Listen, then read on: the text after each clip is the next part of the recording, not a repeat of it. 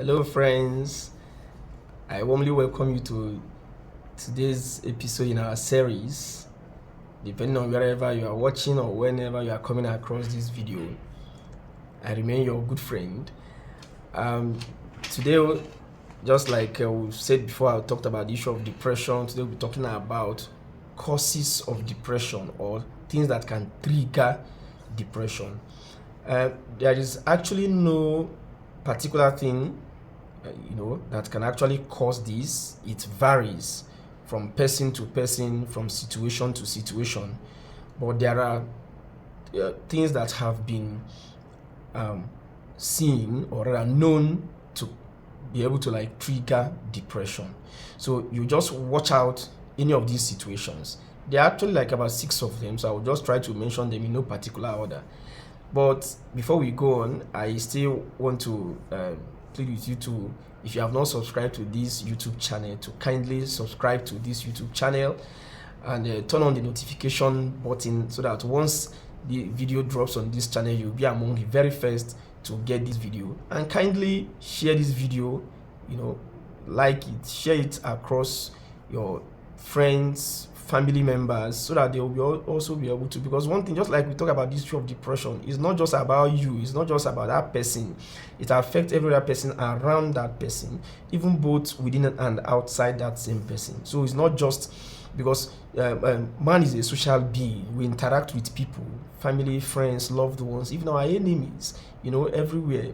We definitely interact with human beings, and our mental health, when they are in good shape, will always engender healthy and quality human interactions.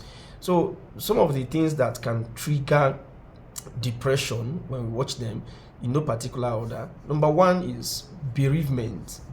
That's the loss of loved one or the death of a loved one.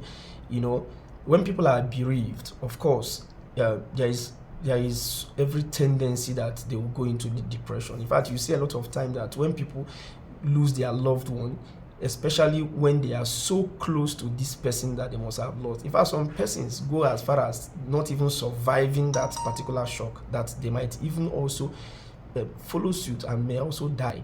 So that is how much shock that can result from the loss of a loved one. So imagine something that can lead to the death of another person. That's to show you how it can also lead to serious depression. And that's why you see that when somebody is bereaved, friends, family rally around this person, that moment of trial, those moments, just to make sure that they present some soothing words, create some environment that could make this person to cope with the stress of losing a loved one. It's not usually a very funny situation. I believe that you watching me must have lost a loved one, so you have an idea of the impact it has on you or somebody around you. So it's not something that is so funny. So it's something that's why when somebody loses a loved one, people are always around, to cheer the person up, say some nice words, just to encourage the person to soothe the pain and all that, just doing some things around for the person so that the person does not feel the weight of that loss. Because if the person is left alone, this person can go into depression and terrible mental health issues. Then number 2 is redundancy. When somebody is just idle, not having any meaningful thing the person is engaged with, maybe no job, no school, nothing, just redundant, morning, night, afternoon, nothing, no meaningful activities, nothing that makes you feel you are impacting positively to life generally. So anybody that has this kind of situation will definitely is a trigger to depression. Then again is money and job worries. When you have a lot of issues you want to attend to, you don't have the financial capacity to handle them, or you don't have a job that can actually fetch you these finances you need to handle some of these issues, it has every tendency of triggering the issue of depression.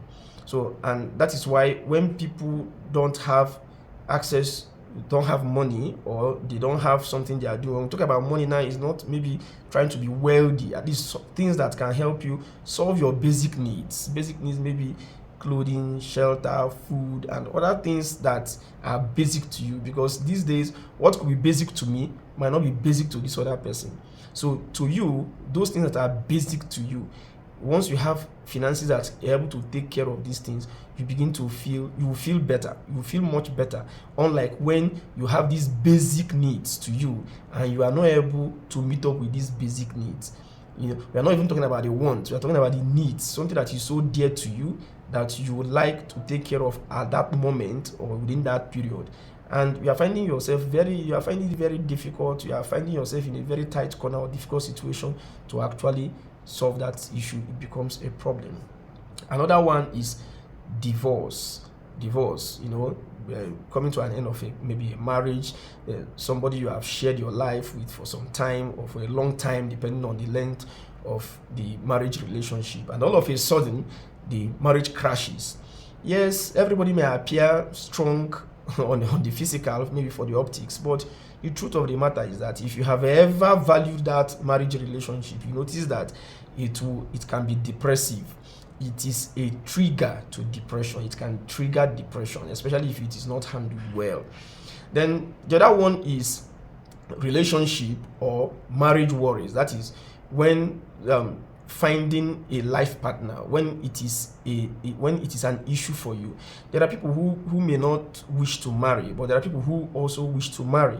So for those who wish to marry, when getting marriage relationship, when they are finding it difficult to have a committed relationship, to have a marriage relationship, it becomes a problem for them. There was a time I had interaction with a youth group, and one of these questions came up because it's a youth group, so definitely you expect questions or issues of marriage definitely to come up. And from the reactions, from the questions and the reactions to the questions and the answers that we have proffered, you see that marriage is a concern. It's not something, yes, to some other person it may not be a concern, but I tell you that to a large number of persons it's a concern, in as much as a lot of persons may not be wearing their own on the faces, maybe like showing the desperation or showing how bad they feel because they are not married or something. But the truth is that anybody who craves for companionship, who craves for marriage, once the person thinks that he or she is due for marriage and it's not coming forth, it's a source of, it's a trigger. It's a trigger, and that is why we need to be very polite. We need to be kind to people, because just like we always say that you don't know what people are going through. You really don't know what people. You see a lot of persons, well dressed.